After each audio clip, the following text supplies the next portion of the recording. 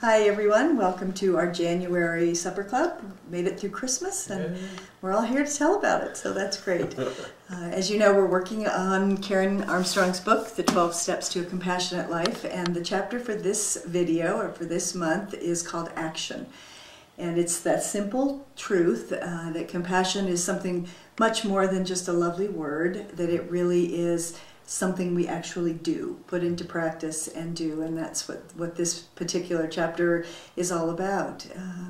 One of the ways that just to begin thinking about this, one of the things I immediately thought of is the way that I see over and over again this community of Montview really be there for someone in great need. So we have in December there were a couple of people who had surprising and difficult health challenges, and I have watched this community circle the wagons so many times to be with someone, to offer themselves to family, to walk with someone. Everything from the large, sort of profound statements of "I'm there for you" to very concrete acts of love and kindness. And it reminds me again that compassion is so much more than a feeling or a thought or a word. It really is something we do. It is, and this church does a terrific job of not just taking care of its own community, but reaching outside the walls of this place. And the example that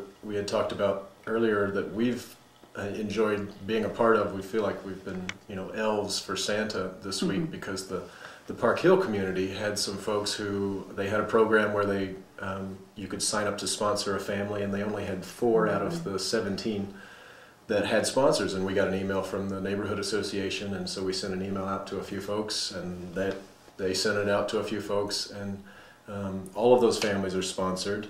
And then beyond that, we collected over $1,000 in just gift cards to King Soopers or Target or what have you. And on top of that, just people that wanted to contribute to making sure they had a nice Christmas dinner, they would write a check in excess of $2,000. So probably $4,000 or $5,000 raised and given to folks in a few days. And so, folks that they never laid eyes on. Right. And what's nice with the sponsoring families, I've gotten some emails back now from people who did lay eyes on these folks. They have relationships now. They know their names. They've been to their house. That's really terrific. Very interesting the way we might be able to make some connections just in Park Hill through something like that. So pretty amazing. In the book, Karen Armstrong begins this chapter with a story of her own, an example of a time in her own life where she was a young nun and was in the mother house with her superior who was dying, and all the nuns came in and they all said their goodbyes, and as they were leaving, the mother superior called Karen back in. I think Karen was a bit of a a renegade. Yes, maybe she was finding her way in life and who she was. And I think had gotten into some trouble at times because the Mother Superior calls her in and says, "You're a good girl. Remember this, that you're a good girl." And obviously that was what she needed, because she tells the story that it really did change her life in that one moment. It's something she still remembers and holds on to when she needs to, when she's not feeling very good in this life, which we often do. It's just a wonderful story. Yeah, nice. She calls those, Karen Armstrong calls them spots of time that we all experience in our own lives. These spots of time that, looking backward, especially with some self-reflection, you can say made just an incredibly significant difference, and nothing more than a spot. I mean, that conversation with Mother Superior probably took less than a minute. Yeah. Less than a minute. Yeah. So the idea that someone can change your life in the space of a minute of time is astonishing, really. I still remember a time with my theater arts teacher in high school. I was a very shy young guy, hated to get up in front of folks, but I had to take this theater arts class. And she saw something. She said, you're good at this. And just in the way that she would hold that space for me of encouragement and care that you can do this, and giving me that little push. Now that I think of what I do when I have to stand up in front of 500 people every Sunday, I thank her for that, and it really did change my life. It was beautiful.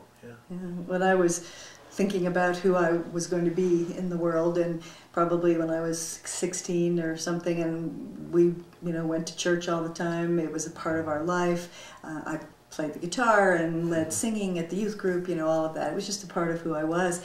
But when it began to dawn on me that maybe this was something I might do in my life, is to work somehow in the church, I immediately, this was 35 years ago, I immediately thought, well, I'll be a Christian educator. That's probably what I would like to do. And our youth pastor at the time, when I started talking with him about it, said, well, you can be a pastor. And I thought, I can. I mean, it was a moment, and it shifted my thinking. It didn't happen all at once. It took me some time to get my mind around that, but having one person who I cared for deeply and who I trusted say that was very. You still remember that? I still remember. It obviously lodged in there. Yeah.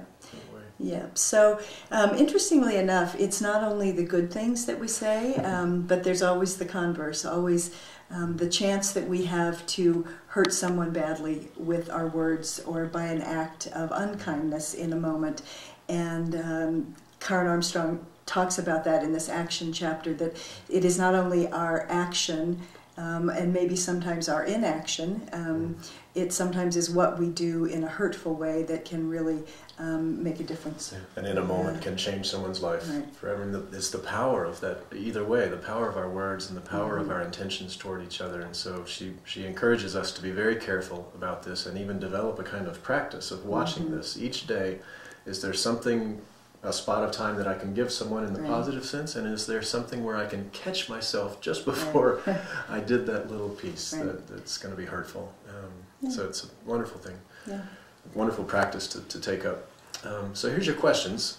We thought, first of all, maybe not everyone thinks that this idea of spots of time it really does happen. And or, is it or that you could actually, can you really change the course of someone's life with one moment of time? I mean, do you believe that, or is that kind of like, oh, it sounds great, but I don't really think that's true? So start there and give a little conversation to that, and then maybe as part of that conversation you might share some stories of things that have changed your life, or where if not that, then what does change your life or has changed your life.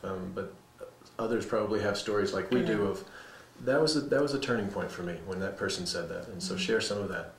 And then not to focus on the negative so much, but one of the practices of all good spiritual traditions and all good spiritual practices is being able to be self-reflective. So think about maybe, why do you, when you say mean or nasty things, why do you do that? I would never do that. Neither would you. No.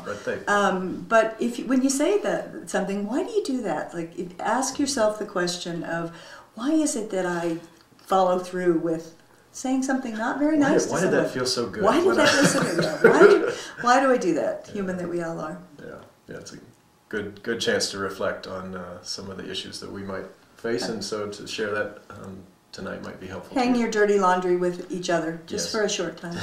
All right, hope you had a wonderful evening, and we'll be back next month. See you in February.